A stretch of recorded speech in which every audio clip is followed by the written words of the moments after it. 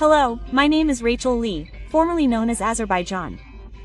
I first came to Korea in 2008 as a Korean government scholarship student, and I've been living in Korea for 16 years. Later, I married a Korean, formed a multicultural family, and we are currently raising a 4-year-old child. I spent 16 years in Azerbaijan, a country renowned for its beautiful nature and long history. And now, I'm Amadobaра힐, who has been living in Korea for 16 years. Starting with the first foreigner to open a museum at the Korean History Museum, I've served as an immigrant mentor for the Ministry of Justice, a member of the Ministry of Gender Equality and Families Multicultural Family Committee, and a cultural diversity instructor. I was even selected as an honorary citizen of Seoul. Lyle's active involvement in Korean society stems from her desire to give back as much as she has received. Let's meet A마도바라힐, who has been in Korea for 16 years. Oh, I first learned about Korean names in a history book in middle school. Korea was a country that had been through war in the past, but then rapidly developed within 60 years. I was very interested in this story, because Korea had experienced a similar war before Azerbaijan. I'm also from a South Korean background. So, I became interested in how Korea had grown so quickly, and that was the reason I chose Korean among many other subjects. In 1993, when I was 4, a war broke out in our country. When we watch the news, it feels distant, like it's not our story. But I experienced it firsthand, so it hurt even more. My father came home in a big truck and told my mother to hurry up and get in the car. He said we didn't need anything right away, and to take the kids and get in the car. Then my mother held my younger brother and I's hands and got into the car. We really didn't pack anything. They drove for 6 hours without us. We arrived in Baku, the capital of our country. When we got out of the car, I saw that behind our awning, behind that truck, almost all of our villagers were sitting. If we had been even 30 minutes late, a bomb would have fallen right where our house was, and we would have all died. That's how we barely survived. From 1993 to 1999, we lived in Naman village. As if that weren't enough, my father went to war again. So, the 3 of us, my younger sister, my mother, and I, lived in one room in Naman village. We lived on the stipend my father sent us. Every day was so difficult, we would share a single tomato, just like that. That's how we lived through those difficult times. Later, my father returned from the war. From then on, as I worked various jobs, our lives began to unravel little by little. My father had returned home and was still living there, but I still had many younger siblings. So, resigning wasn't easy, but when I first came to Korea as a South Korean government scholarship student, I received living expenses and a scholarship, which gave me some peace of mind and allowed me to focus on my studies. It might not seem like a lot to others, but it gave me a sense of control, allowing me to straighten out my life and even help my siblings. Think of it as a stepping stone to achieving my dreams. If you had to describe Korea in one word, what kind of country would it be? Well, Korea is a country I'm truly grateful for. Foreigners often struggle when they come to Korea due to cultural differences.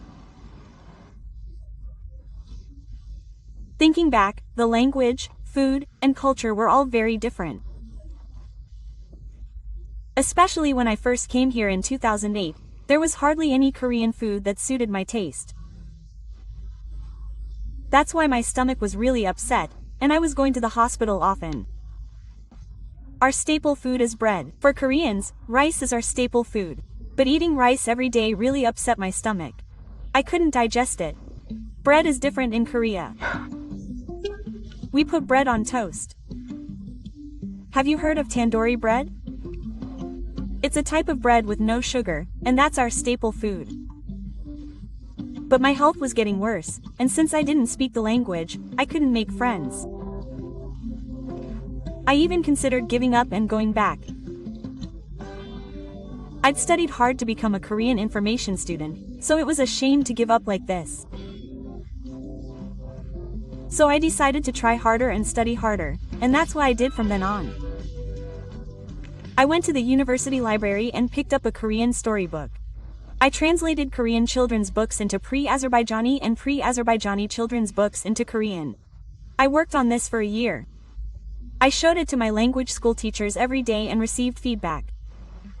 They corrected it, and I was so grateful that they always looked at it, so my Korean writing skills improved a lot. Even if I made a mistake, I would rewrite it over and over again, and my skills improved a lot. I used it a lot during my master's degree, and my professors said my Korean writing skills were excellent. I often recommend it to other language learners. I kept watching historical dramas and reading books, and then I came to our museum to see and tour it. That's when I saw the revelation called Foreigner Speaking, History Speaking. I won, so I received training and started working as a foreign tour guide. I've been doing that for 6 years now. When I served as a member of the Women and Family Participation Council, those policies changed every 5 years.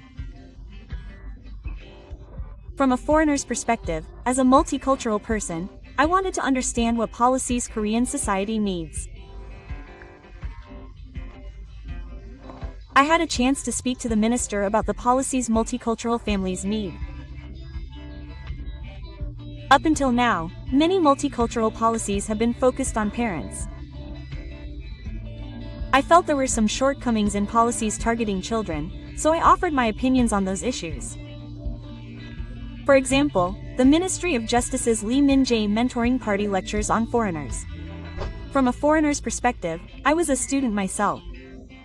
Later, I worked in Korea, got married, and had children. They tell me about the challenges they face while living in Korea, and if I have similar experiences, I share how I overcame them. I then report these findings to the Ministry of Justice. I mainly searched for information about Korea on official websites overseas. For example, some describe the Ondal system as a dadam, a da-dam, and others misspelled it as himno. If I found and reported such instances, the Overseas Cultural Promotion Agency would handle them and request corrections. Then, when the correction was made, I received an email saying, "The correction has been made. Thank you." Quote, I was deeply moved. What kind of country is Azerbaijan? It's a country with a very long history. The lower jaws of people who lived tens of thousands of years ago have been discovered in this region, which is so ancient. The land itself is fertile, and it's a country with beautiful nature where everything thrives. It's a fusion culture that embodies the charms of Europe and Asia. Furthermore, Azerbaijan has been a land of many people for thousands of years. It was once on the Silk Road. That's why Azerbaijan is a country where people of various ethnicities live together. In Korea, we call it a multi-ethnic country, but we don't have a term for it in Azerbaijan. When I came to Korea, I discovered another name for it. The friend sitting next to me in class had a Russian mother. She looked a little different from us. But we didn't think of her as a foreigner. We spoke our language and studied together, so we just thought of her as a Korean. When I first came to Korea, in 2008, I came from Azerbaijan. When I told people, they said, "There are countries like that." One even asked, "Isn't that the name of a beer?" That really hurt me. Even worse, while I was sitting on the subway, an old lady came up to me and touched my nose. My nose was so stuffy. I asked why it was so stuffy. These days, no one even looks at me when I pass by, and it's become so normal. That means the number of foreigners in Korea has increased, and multicultural awareness of foreigners has improved a lot. However, outside of Seoul, there are still many areas where it's lacking. When I came from Mongolia and told them about it, people asked me, "Do you still ride horses?" And there was a person from Uzbekistan. One hot summer day, he was sitting on a bench eating ice cream. A Korean grandmother sat next to him and said, "You eat so much, your country doesn't have that." The person was so hurt. How can we not have ice cream in our country? It's heartbreaking to hear stories like this to this day. Right now, Korea is being called Damunhara, but I also think this will loosen up a bit in a few years. I've heard there are a lot of people who want to settle down here these days. What areas need improvement to help? Job opportunities need to continue. Even though I graduated, I don't think my degree is enough to work in a Korean company. First, I need to understand Korean society. Could Koreans also find some challenges in Korean organizations? Of course, I think it won't be easy for a foreigner to join such organizations.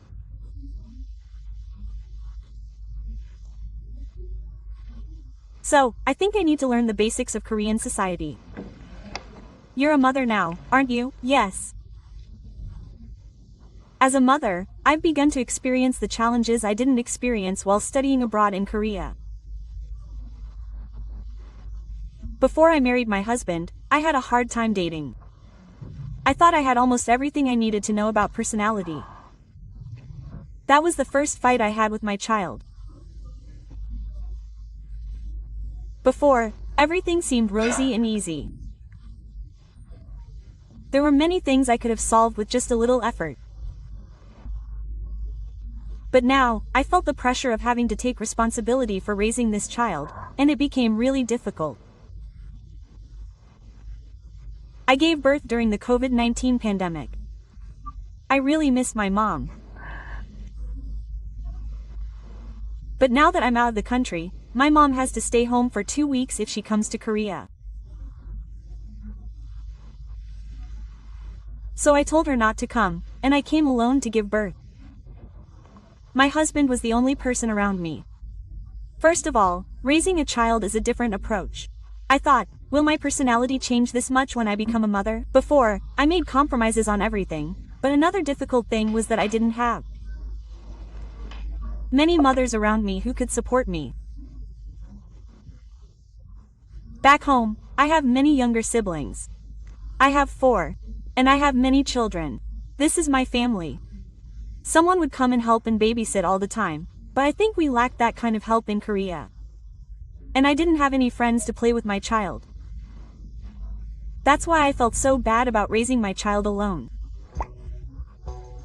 I found out in Korea, each region and district has a comprehensive support center for children.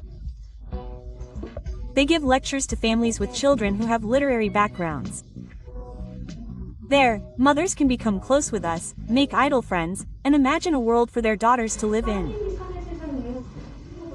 Do you have any thoughts about what kind of world you want Korea to be like? Serbiza plans to teach Korean and English. In my case, I'm a first-generation Korean. So, I speak Korean, my native language, but Korean is still a foreign language to me. But it's a foreign language to my children, and to the next generation. It's a foreign language to both. I think it would be great if we could provide them with a lot of support, as they nurture such important talents who can benefit both sides. Currently, Korea Lever Company, of which I'm the CEO, is promoting Korean culture overseas. As you know, Korea is now almost completely surrounded by neighboring countries.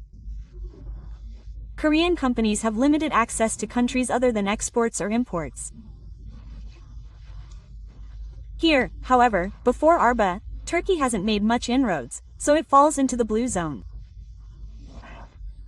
Last October, we held a Korean K-pop concert in Istanbul during Turkey Lever Company. The response was very positive. That's because there are many fans there who love Korea and K-pop, but Korean artists don't really go there. But, since I held such a performance, I received a huge response. So, my next goal is to hold such a performance in Azerbaijan and introduce Korean culture to a wider world that is not well known there. That is my goal.